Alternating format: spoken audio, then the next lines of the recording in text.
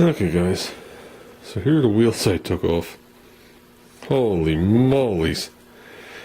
Talk about getting your money's worth. This side measures 3 7/8, and this side measures 3 1/2. Ball bearings are mostly in there, but not quite all of them. I want to put really nice rubber wheels on there, but the only ones I could find have the square plate. And for me to do that, I have to put studs in it and stuff like that. But what I am thinking of doing is just putting a strip across the bottom, a decent strip, wide enough to mount the 4 wheels and replace them. But what I did do was I picked up some 4-inch Harbor Freighters with the stud and the cross piece. They claim they're 120 pounds each. So that's what we're going with. The thing rolls nice. I got the cover off. Okay, there's a bank of capacitors. Woo! Good thing I pulled the cover off. Now I'll tell you why I pulled the cover off. I want to blow it out, but this handle is a push handle. A lot of people try and lift it by it. That's what this is for. This is made to be lifted up with a crane, engine crane, crane in the back of your truck, whatever it is, hung up to another level, whatever. Okay, it's not meant to be lifted by this. This thing actually bolts through the tin into this, and it doesn't bolt into it a second time, it bolts into the front tin. And I knew it when I went to do it, see, because it's gone. Okay, because when we went to load it, we went to lift it by the handle.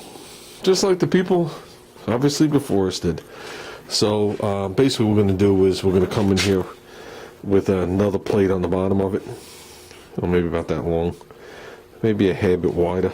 Okay, because the front is okay, the front's fine. But we're going to come in here and maybe I'll put like a plug weld, and just a little bit of weld here. And I'll probably put a nut on the bottom of it. Just tack a nut on the bottom. Okay, and this I'm probably going to drill out and put a nut on the bottom. Okay, so the handle will be rigid. It's not meant to lift it. But so we're done with that game. Okay, and tugging on this poor lid and deforming it. Yeah, this thing hasn't had the easiest of lives, I can tell you that. Here's why I'm happy I opened it up. Okay, I'm not thrilled to see 8 capacitors that'll launch me onto my neighbor's lawn. I don't really like to go anywhere near that. But here's that front controller. Like I said, we're going to clean this. Here's that optional panel that they don't all have. And that appears to me to be the only electronics really in the machine. I'm assuming it's most of this crap right here. Okay? I already looked at this once when we got it. I see no signs of any kind of rust or any kind of corrosion on anything. So it hasn't gotten wet. That's a good thing. But here's why I'm happy I opened it. Okay, here's the power cord, okay, that they were using. Okay, I don't know if it's original. It has nice crimped ends on it. It could be original. Okay, I did wired right. I did not recognize the plug. I don't know what I did with the plug. The plug, I think I just threw it in the trash, called it good. But I'm going to pull it out. Hold on. Even this poor thing has seen better days. You know, you wonder if people treat their shit better if they own it. You really wonder if you go to their house if they're treating their crap better. Yeah, I don't clean nothing off, but I treat my shit well. Okay, I did not recognize that configuration. Okay, the plug I put on here was a 50 amp plug. 50 amp receptacle, 220, 240, however you want to word it, volts. Which is this right here, in so many words. Okay, now you can see there's a small spade and a big spade, and then the ground lug. Okay, the 2 phases of electricity, one from each side of your box. Okay, now if this was 30 amp, okay, it would have 2. Yeah, you can see there's the 50 amp lug is smaller. If it was 30 amp, it would have 2 big lugs, if I wasn't mistaken. They do it so you can't intermingle them. How's that? But that's what I'm familiar with. And then I've seen the ones like I have at work that are 30 amp that are twist lock. I've never seen this. I've looked up this machine as well as the machines that Junior's looking at, the industrial models, and they come in all different voltage ranges. Up to 600 and something volts. Okay? And this is what I found. Okay? This machine right now is set up for 200 volts instead of 230. This has to come off and move over. These two have to be jumped over for it to be 230. So actually this machine is not set up for the house current I have right now. I have to take that lug off and move it over. It changes something in here, whatever it does. Okay, not really sure. But there's some nasty big wires in here. Stuff you don't want to touch if you don't know what you're touching.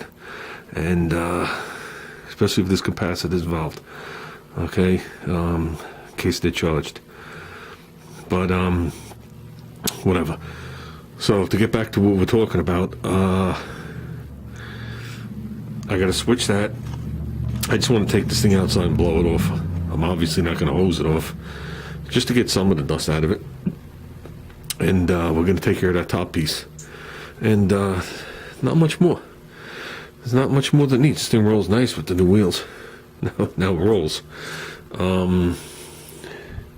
I tried to make a video to show you guys what was wrong with the wheels. Well, the camera wasn't working again. Not that one.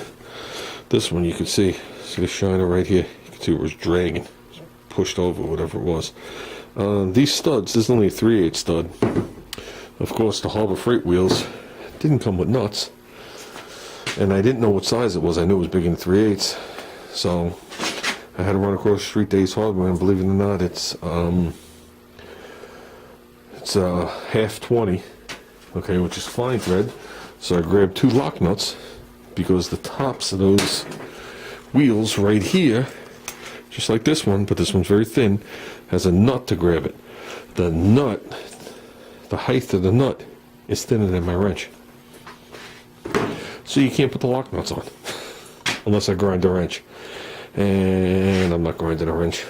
So I switched to just some regular half by fine threads, threaded bolts, nuts, whatever, something. So with that said, like I said, I see nothing broken off. I think we're going to be fine. I've already tested it. I am going to buy a roll of 23 thousandths wire. Junior said buy it. He goes because we could switch it to his machine and we'll just have the roll. A trick that I did learn long time ago. Actually, I didn't learn it. I suggested it and it worked. It was a buddy of mine had a machine like this. I don't remember the number. They were fabricators, the people I learned from. And when they shut down the shop and they opened up a little shop, basically in their yard, in a 2-car garage, which is a nice garage, the whole entire garage is block. So there was no sheetrock in it, okay, other than the ceiling. Had heat, the whole deal. Welding tables, welders, obviously TIGs, cut off, band saws. But they left enough room to pull a car in and work on it. Okay, and everything you were able to move to the side. It was pretty cool. I built a lot of things there. Built my gate there, but whatever. The problem is they weren't using the machine like they used to use the machine, and the garage would go from hot to cold, hot to cold, hot to cold. In the winter, they'd go out there and they'd leave no heat on it. Then they would turn the heat on. They had regular hot air heat. At one point, they had a pot-belly stove, but then they switched over to a regular hot air heat with a thermostat with its own setup for the garage. And the MIG wire was rusting, and then it would cause all sorts of shit inside the sleeve, and it was just a pain in the ass. And I made the suggestion of taking a drop light and leaving a drop light in here with a 5-watt light bulb, and it would give just enough warmth to keep the air dry. And they tested it, it worked, and then on the top up here they wound up getting like one of those porcelain plastic receptacles that you would have for your house, you know, like in a basement or in a closet, and they screwed in a 5-watt light bulb, and they ran a cord out just like a normal thing, and they would leave it plugged in to 110, and that little bulb would glow all the time, and it solved the problem. I know it solved the problem because I know them 30 years. So, definitely an interesting thing. Like I said, when I look at to beautify this thing, we're looking to continue to use it. So, I would like to clean it. I think most of this crap will come off. But, with that said, guys, I just wanted to show you what I did. Trust me, between getting the other ones off, well, that was a pain in the ass. There's no way to jack this thing, because there's a cross brace in the front that's made of angle iron. The wheels hold it on. Yeah, I found that out the hard way. Then when you jack it up by one side, the thing wants to go over. And I had nothing tall enough to jack it up and hold it on both sides so I can get under there and make this hole to 1/2 inch. So yeah, it was quite interesting. But yeah, like I said, not much more on this. I'm waiting for Junior now. Junior is ordering gauges for the car. Obviously, we're not using those. He says he knows which ones he wants. He says he showed them to me at S&K Speed, and I'm telling him to order them online.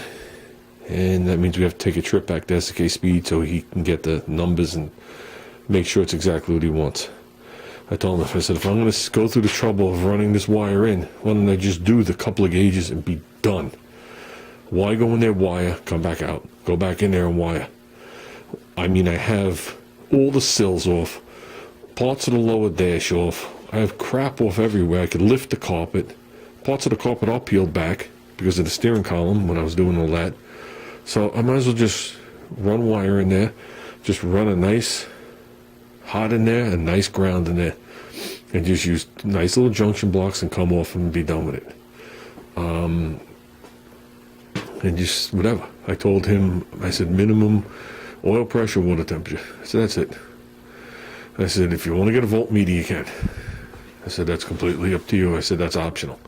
I said you want to get them individual. I'd rather just 2 individual gauges on the steering column next to the tach. That's what I would like, old school. And just wire them in and be done with it. Because this car has a package tray, and that makes it a big pain in the ass to put anything under the dashboard. Like almost impossible.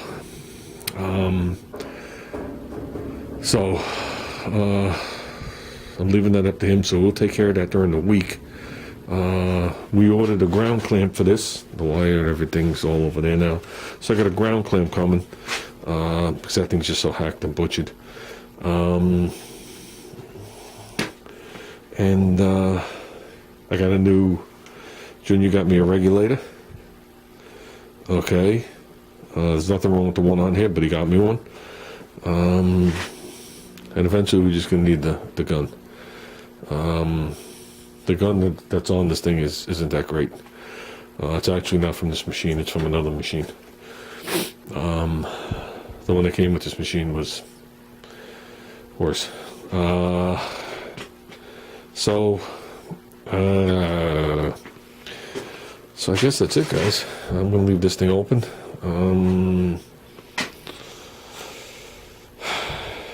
And that's it, guys. We're out of here.